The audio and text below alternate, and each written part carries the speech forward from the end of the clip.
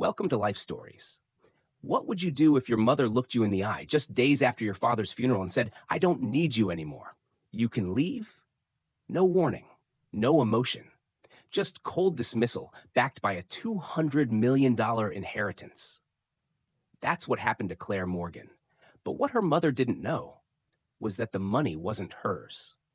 And her late husband had one last secret locked inside a video message that would shatter everything they thought they knew about family, loyalty, and love. Today's story is about betrayal, identity, and the kind of truth that doesn't just break your heart, it remakes it. So subscribe to the channel and stay with us, because what starts as a cruel goodbye becomes a journey that could change everything. Let's begin. It was just 3 days after the funeral when Margaret looked me straight in the eye and said, "Claire, now that your father's gone and I've secured the $200 million, I don't need you anymore. You can leave." No hesitation, no emotion, just a perfectly delivered line like she'd rehearsed it in the mirror. I remember the silence that followed, how thick it felt, like the air had been sucked out of the room and replaced with ice water. She didn't even blink, just stood there in her cream-colored suit, pearls still perfectly in place, as if mourning was something you scheduled between spa appointments. I took a deep breath, nodded once, and said, "All right, that's all. No yelling, no tears. Just the dull click of my heels on the marble floor as I turned and walked away from the only home I'd ever known. My name is Claire Morgan. I'm 27, and until recently, I lived in Charleston with my parents, Richard and Margaret Morgan. From the outside, we looked like the picture-perfect family, but that picture had been cracking for years. My father, Richard, was the real deal. A self-made financial titan who built Morgan and Blake Capital from a one-bedroom apartment and a dream. He was a man of his word, a man who never missed a dinner with me, even after 14-hour workdays. "What's our plan today, kiddo?" He'd ask with that worn-out smile that somehow still made me feel like the most important person in the world. Margaret, on the other hand, was ornamental, always immaculate, always performing. She loved appearances, not people. I was the obligation that came with marrying my father, the silent shadow trailing behind her designer heels. Growing up, I clung to my father. He was my anchor. And in my 20s, our bond deepened. Our talks over dinner evolved into deep business strategy discussions. He was grooming me, preparing me to take over. And I was ready. But time doesn't wait for anyone. He was diagnosed just months after I officially joined the company. Stage 4, aggressive, the kind of news that changes your bones. But he didn't slow down. If anything, he poured even more of himself into those last months, into me. He taught me everything: how to lead, how to listen, how to negotiate without speaking. And I soaked it all in, unaware of just how little time we had left. During those 5 brutal years of treatments and decline, I worked by day and sat by his bedside by night. My mother, meanwhile, drifted in and out, occasionally bringing fresh shirts, always sighing like visiting him was an inconvenience. After he passed, I was still neck-deep in legal documents and hospital bills when Margaret delivered her cold farewell. I didn't argue, because what she didn't know, what she could never imagine, was that my father had already outmaneuvered her. She thought she had inherited everything.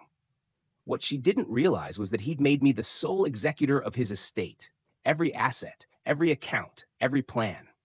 The money wasn't hers, it was mine to manage, and he'd left clear instructions. "She doesn't understand the value of money," he'd told me weeks before he passed. "Give her monthly allowances, no lump sums. If she complains, cut her off entirely." He smiled when he said it, half joking. But I knew he meant it, and he gave me something else, a small, labeled SD card.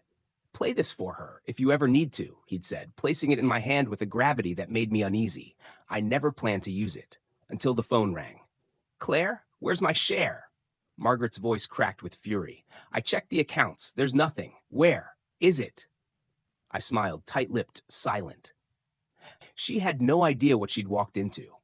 Later that week, she demanded I come to the house. "We need to talk. Now." When I arrived, the tension was sharp enough to slice skin. "You took it all, didn't you?" You think you're clever? She hissed. That money is mine. Hand it over. I said nothing, just pulled out the SD card and handed it to her. She looked at it like it was a cassette tape from the 80s. What is this? You'll need a computer to play it. Don't worry, I brought mine. I inserted the card, clicked the file, and there he was. Richard Morgan. Strong, vibrant, immortalized in pixels. She flinched. I stepped out of the room, leaving her alone with the ghost of the man she could never control. 10 minutes later, I returned. She was sitting on the edge of the couch, tears, real ones, streaking down her cheeks. Her hands trembled. I'd never seen her cry before. Not at the funeral, not during his last days, not ever. Are you okay? I asked softly. She nodded. I understand now. I'll honor what your father said. From now on, everything is in your hands. It should have felt like victory, but all I felt was sorrow. That night, as I sat alone in my apartment, I kept wondering, what could he have possibly said to break through that armor she'd worn her entire life? I didn't know it yet, but the answer would change everything. What do you think Richard said in that video to finally reach Margaret's heart?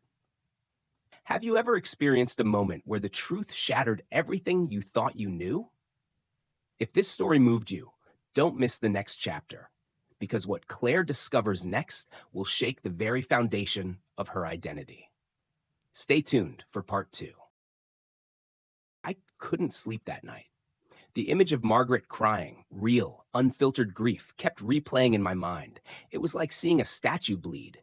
For so long, she had been marble, cold, beautiful, unmovable. But now, something had cracked, and it haunted me. A few days passed without a word from her. No calls, no texts, nothing. On the 4th day, my chest couldn't carry the silence anymore. During my lunch break, I drove across town to the old house. The windows were dark. I rang the bell. No answer. A flicker of dread crept in. Had she fallen apart? Had the video unearthed something so deep she couldn't handle it? That evening, I went back. This time, the lights were on. The front door opened after one knock. She stood there, wearing jeans and a t-shirt. Margaret Morgan, who once wouldn't even fetch the mail without full makeup and matching heels. She looked normal, human. Sorry for just showing up, I said. I came by earlier. No one was home. I was at my part-time job, she replied casually, stepping aside to let me in. I froze. You're what? She walked ahead of me, her voice light. It's just a few hours a day, a bakery down the street, pays next to nothing. But I like the smell of fresh bread. This was not the woman who once declared work to be a thing for people without options. I followed her into the living room, stunned silent. What changed? I asked. She paused, then slid the SD card across the coffee table toward me. You should watch it, Claire. The part he meant for you. I stared at it. My fingers hesitated as I picked it up. I didn't want to see his face again, not if it meant unraveling something else, not if it meant more truth. But curiosity wins. It always does. Back in my office, I closed the blinds, took a breath, and inserted the card. There he was, my father, smiling that knowing, tired smile. My dear, he began, if you're watching this, it means things didn't go as planned. He spoke softly, gently, as if I were a child again. I want to thank Margaret first, he continued, because without her, I wouldn't have been able to raise you. Claire, you were never a burden to her. Not really. But I need you to know something. My heart stalled. You're not biologically my daughter. The world stopped. The walls, the chair under me, the ground, gone. Only that voice remained. You were born to Evelyn, Margaret's older sister. Evelyn died shortly after you came into the world, and I loved her in ways I never understood until she was gone. I couldn't breathe, couldn't blink. I raised you because I loved her, and because the moment I held you, I knew I couldn't let anyone else do it. You were mine. You are mine. He spoke as if he could still hold me, still protect me from this moment. I'm sorry I didn't tell you sooner, but I didn't want you to ever feel less. Because you're not. You are the strongest part of me. I shut the laptop slowly. The silence that followed was unlike anything I'd ever felt. It wasn't just grief. It was identity shattering. I wasn't his daughter. And yet, I was. The next morning, I stood outside Margaret's door again. I watched the video, I said, voice trembling. I know everything now. She didn't flinch. I raised you because your father asked me to. That's the only reason. There was no malice, just honesty. Tired, naked honesty. What happened to my real mother? I asked. Margaret looked away. She was my sister. She died giving birth to you. It destroyed him. Why didn't you ever tell me? Because he didn't want you to grow up feeling unwanted. Her words were sharp, but behind them I saw something else. Guilt. Maybe even shame. We sat for hours, two women unraveling years of silence. She told me about Evelyn, how free-spirited she'd been, how her dream was to open a cafe, how Margaret had envied her joy. She always knew what she wanted, Margaret said quietly. I never did, until I lost everything. Do you still want that cafe? I asked. She didn't answer immediately, just looked at her hands. I think I do. That afternoon we made a plan. We'd use part of the inheritance, not for a new car or jewelry or some house in the Hamptons, but for a dream that had waited 30 years in the shadows. A small cafe, her cafe, and maybe, just maybe, we'd learn how to be a family. Do you think the truth should always be revealed, even when it could change everything? If this part left you with questions, don't miss the next chapter, where a quiet cafe opening leads to a moment no one expected. Stay tuned for part 3. The grand opening of Maple and Sage Cafe was nothing like what you'd expect from a woman like Margaret Morgan. There were no velvet ropes, no champagne fountains, no press releases. Just the scent of cinnamon and espresso in the air, sunlight pooling on the polished wooden floors, and a small chalkboard sign outside that read, "Open today, fresh start inside." I stood behind the counter with her that morning, aprons tied, hands slightly trembling. Not from fear, but from a shared anticipation neither of us dared to name. A few curious neighbors wandered in, then a few more. And by lunchtime, the cafe buzzed with quiet conversation and the soft clink of coffee cups. She moved like someone reborn. She didn't bark orders or complain about smudged silverware. Instead, she poured lattes with a smile and asked customers how their mornings had been. I caught her once, standing near the window, looking out with that expression you only see on children building sandcastles, equal parts pride and disbelief. "You okay?" I asked as I slid a tray beside her. She turned, surprised, then nodded. I never thought I'd feel this light. That word stayed with me. Light. For years, she had lived under layers of resentment, regret, image. Now she was finally shedding them, and I was seeing her clearly for the first time. Not the woman who once pushed me away, but the woman who stayed anyway. The woman who, despite everything, chose to raise me. Our days began to find rhythm. I'd spend mornings helping her at the cafe, then head back to my office in the afternoons. Evenings were spent sitting on the porch, sharing things we should have shared years ago. Stories about my father, about Evelyn, about who we had been before all the pretending. One night, as we closed up, she said, "I used to think the best years of my life were already behind me, but now I wonder if they're still ahead." I smiled. "You mean after decades of champagne brunches and luxury spas, it took baking scones to make you happy?" She laughed, genuinely. Turns out I was allergic to all that luxury. We visited my father's grave every Sunday, together. Sometimes we'd bring flowers, sometimes just silence. But every visit felt like a thread being restitched between us and the man who had started it all.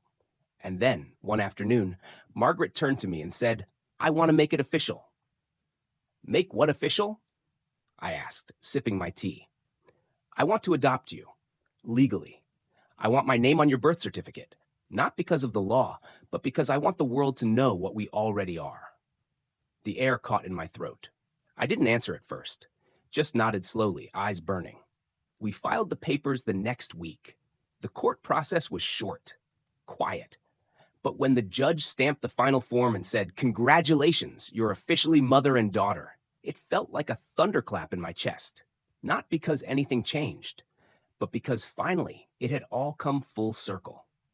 In the weeks that followed, she insisted on paying her own bills. "I've got this," she'd say, refusing any help with groceries or utilities. But when we discussed cafe expenses, marketing, new ovens, packaging, she'd pause. "I still want to do this on my own," she told me one evening. "But if I stumble, I'll lean on you." It was the most honest contract we'd ever made. By spring, the cafe had become a fixture in the neighborhood. Students came to study. Elderly couples read newspapers by the window. Local artists offered to hang paintings. Margaret knew every regular by name and even remembered their usual orders. One night, as we wiped down tables, she looked up at me and said, "You saved me, you know." "No," I said, "you saved yourself. I just stood by and watched." She shook her head. "No, you believed in me when I didn't.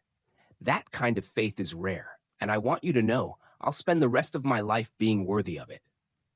Tears welled up, but I didn't let them fall. "You already are," I whispered. As we locked up, she slipped her arm through mine. "I think your father would have been proud."